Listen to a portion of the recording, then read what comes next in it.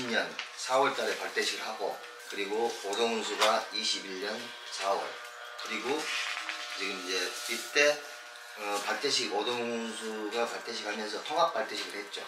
동양하고 오동하고.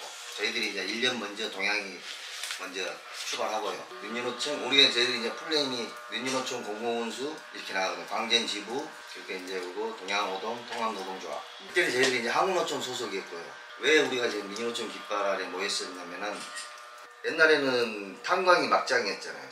시내버스가 막장이에요. 창피하지만은 그 집안에 어떻게 간다든지 식당에 가게 되면 화장실부터 가보면은 그 집안을 알 수가 있잖아요. 여기 화장실이나 이런 데 보면 이 신입들이 오게 되면 이 구조를 이해를 못해요. 여기의 구조는 50년 전하고 똑같아요. 70년의 수준밖에 안 됩니다. 첫째는 생존권이거든요. 촉탁직들은 항상 1년 단위로 계약을 하게 돼 있어요. 인사권이라는 것이 회사에 있는데도 불구하고 이 조합장들이 이 전행을 행사를 하거든요. 그러면 이 운전원들은 이 조합 대표의 눈치만 볼 수밖에 없어요. 그럼 상대적으로 우리 운전원들이 보호받을 수 있는 것은 노동조합이잖아요. 그래서 조합비를 내는 것이고, 권리 찾기 위해서. 근데도 불구하고 전혀 그런 부분이 없기 때문에 저희들이 이렇게 윤윤호청을 설립하게 됐고요. 지금 전체 여수시내에 이제 공동배차를 해요. 단독 어떤 그 독점 노선이 아닌 15일 단위로 해가지고 한 달에 2번 바뀌죠.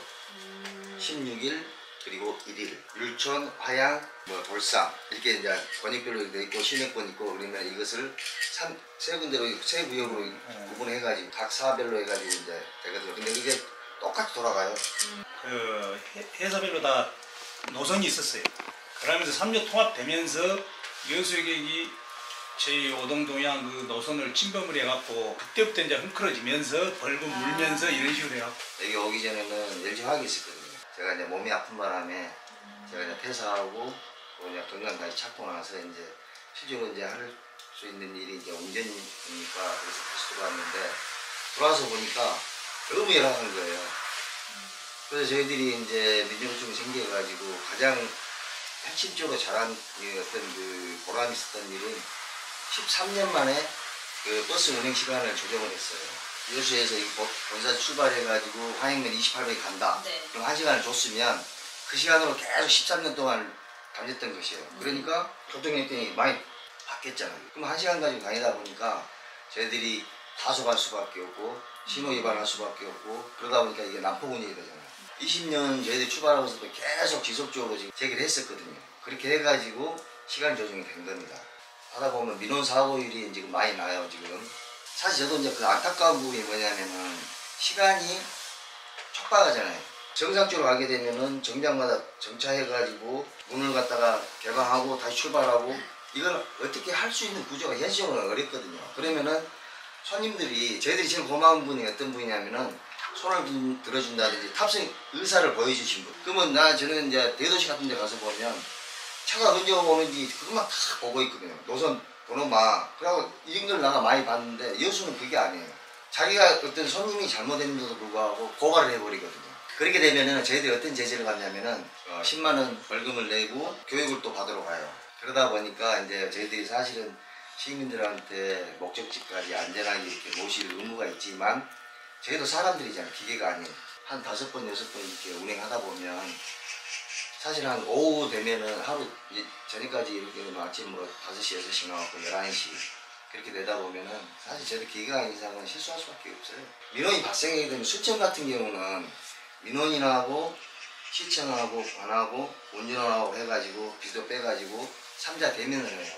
네. 그렇게 하고 풀거든요. 여수 같은 경우도 제가 이제 엊그제 13일 저희 우리 오동 대표하고 갔었는데, 야, 이런 부분이 너무 좀 저희들로서는 힘들다. 그랬더니 어쩔 수 없다는 거예요. 저희들은 실질적으로 조금만 더 이렇게 손님들이, 시민들께서 어느 정도 그 기본적인 것만 나타내 주신다면은 저희들은 저희들대로 또 더 이렇게 편하게 손님들 모실 수 있는 그 분위기, 환경을 만들 수가 있는 것이죠. 사실 이제 광주 전남에서 저희들이 이제 퍼센트적으로 보면 가장 이제 규모는 커요. 그 다음에 이제 전국 민주버스 소속들이 이렇게 보면 저희들보다 더 열악한 데가 너무 많습니다. 이게 사무실조차도 안 주고, 처음에 이 조끼조차도 못 입게 해요. 실제 제가 이제 생존권하고 그다음에 차량 배차, 그리고 그리고 차량 배정, 신차. 근데 이 세 가지를 이 세 가지를 회사에서 실질적인 권한을 가지고 해야 되거든요. 근데 지금 어떻게 되냐면 저희들은 똑같은 종사원이잖아요. 회사에서 봤을 때는. 근데 노동조합을 구분을 하거든요. 구분을 해가지고 일정 부분을 피해를 주거든요. 그러니까 저희들 운전원들이 실제로 제일로 지금 힘들어하는 부분이 배차예요. 이 배차 값이 엄청나거든요. 그래서 저희들이 이 배차계를 바꿔달라 계속 주기적으로 요구를 하고, 생존권. 그렇죠. 이제 척탁직이 되게 되면 1년 단위로 계약을 하잖아요. 그게 되게 두려운 거예요. 내가 혹시나 일 잘해도 뭐 잘못이 없어도 노동조합 대표한테 이렇게 노선이 좀 다른 입 바른 소리를 한다든지, 여기서는 말 한마디 잘못하면 다 들어가 버려요. 바로 들어가 버려요. 대기실에서도. 동료애가 없어요. 근데 여기는 사실적으로 피해를 보더라도 말을 못. 저 친구들, 저 사람들 2번을 제가 이제 고소고발을 했었어요. 뭐 횡령행위, 그 다음에 저기 조합원 뭐 회계장부 보여달라 했더니 19년 12월 달에 새마을 자금을 운영하고 있고, 그 다음에 회계자료인데 전혀 공개를 안 해요. 그렇게 해가지고 이렇게 회계자를 보여달라 해가지고 안 보여줘서 저희들이 이제 고소를 했죠. 고소를 해가지고 했는데 이때 이제 빠져나갔어요. 근데 이제 모욕죄, 이제 조합원 모욕하고 협박인 부분에서 100만원 벌금이 나왔는데, 얘들은 이 노동조합법이 자기들만을 이해하는 조합법이에요. 100만원 나오는데 200만원 딱 조정을 해버린 거예요. 자, 대한민국에 공직선거에서 100만원이면 국회의원이고 다 뭐가 있잖아요. 쟤들은 그래서 이게 완전히 치해복권이에요. 그러다 보니까 이 구조를 못 바꾸는 거예요. 항로 조합원들도 오고 싶어도 못 오는 이유가 생존권 때문에 못 오잖아요. 우리가 있기 때문에 개선되고 있다는 걸 알아요. 서비스 평가금. 서비스 평가금이 운전원들한테 친절도에 따라서 분기별로 해가지고 1억이 이제 총 1억을 갖다가 1억을 가지고 수당을 지급했었거든요. 그 평가단들이 암행으로 이제 시내버스 타는 거예요. 그다음 운전기사들이 친절한지, 그다음에 뭐 과속하는지 너무 불투명한 거예요. 저희들한테 수당 지급하는 것이. 그래서 저희들이 이제 민원실에 가가지고 자료 요청해가지고 봤더니 총 지급에서 한 40% 정도는 회사에 투자를 했더라고. 저희들한테 이제 수당은 뭐 이제 60% 했었는데, 지금 사실 이건 이제 큰 돈 아니죠. 저희들 보통 받으면은 뭐 한 7만원에서 한 8만원 정도? 그러면 1년 정도 되면 한 2, 30만원 정도 돼요. 그럼 저희들한테는 어쨌든 이게 세금이잖아요. 이게 돈이 뭐 200만원이든 2천원이든 만원이 됐든지 간에, 근데 이렇게 불투명하게 관리를 했다는 거. 근데 이제 지금은 이게 이제 투명하게 됐죠. 무조건 들어오면 수당으로 전부 다 지급이 되는 거예요. 사주가 어렵다는 것을 이렇게 시청에 이 관에 이게 보이려고 하는 거예요. 저희도 이제 15일 날 지금 급여 날인데, 지금 엊그제 같은 경우도 20일 날 받았어요. 3월 달. 22년도 기준에서는 거의 한번 제대로 받은 지가 한 2번? 17년에 한번 80억, 뭐 18년도에 뭐 90에서 100억. 계속 숫자 지금 오르고 있어요, 지금. 지금 22년 뭐 한 195, 200억 정도 되잖아요. 자, 200억이면은 200억만 주는 게 아니고 실질적으로 지금 보시면 이 지금 차를 지금 빠졌잖아요, 운유차. 운유차도 지금 지원하고 있어요. 근데 이렇게 이게 세금을 이렇게 써도 되냐 이 말이에요, 지금. 응? 이렇게. 그러면 제가 얘기했어요. 자, 이런다고 해서 지원하고, 이런다고 지원하게 되면 2억 이상 지원이 되는데 차라리 조금 더 업시키면은 충분히 공행제를 할 수 있지 않냐. 3년 동안 지금 코로나 여파로 손님률이 이제 떨어진 건 사실이에요, 사실. 근데 이제 지역별로 달라요. 여수 같은 경우는 그나마 가장 손님이 많은 곳이에요. 아실 거예요, 기사님도. 목포가 지금 2번 지금 파업했다가 차를 세웠다가 다시 지금 시행하고 있잖아요.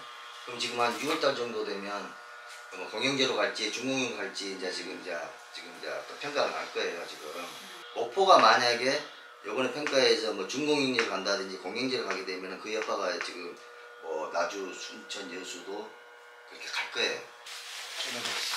저희들이 이제 처음 출발했던 부분은 민주노총 깃발을 보였던 부분은 어떤 생존권, 가장으로서 처자식을 이렇게 부양하는 의무도 있고, 그 다음에 이제 시민들을 안전하게 목적지까지 모셔야 될 어떤 서비스 책임을 해야 될 그런 역할을 해야 될 위치에 있고, 그리고 이제 시 이제 주문하고 싶은 것은 정말 시장님한테 제가 그렇게 말씀드렸지만은 정말 시민들을 위해서 시민들을 위한다는 마음을 가지고 그 자리에서 일을 해라. 회사도 종사자분들을 위해서 정동영을 해달라는 거. 이 노동조합 구분하지 말고 제가 사주 입장이라도 민주노총이라고 하면은 거부감 생길 거예요. 처음 생각이 뭐냐면은 제가 이 회사가 있어야 우리가 있다. 그 다음에 회사 발전이 우리의 발전이다. 정말 직장다운 직장, 일터 그것을 원하고 그 다음에 정말 그 동료의 저는 뭐 다른 거 바람은 없습니다. 지금 앞에서 다 앉아 얘기 좋은 말씀 다 해주고 그래서 저 생각은 앞으로 이 회사에서 근무하는 동안 동해에 좀 있었으면 쓰겠고 참 저희 아들 같은 애들이 지금 여기서 근무를 지금 많이 하고 있습니다. 참 그런 거 보면 좀 안타깝고 또 개선될 부분도 이 앞에서 지금 얘기도 많이 하셨고 이 직장이 좋아짐으로써 밖에 나가서 내 직장이 이렇다는 좋은 얘기를 떳떳이 할 수 있는 그런 직장을 좀 만들어 놓고 좀 퇴직하고 싶습니다.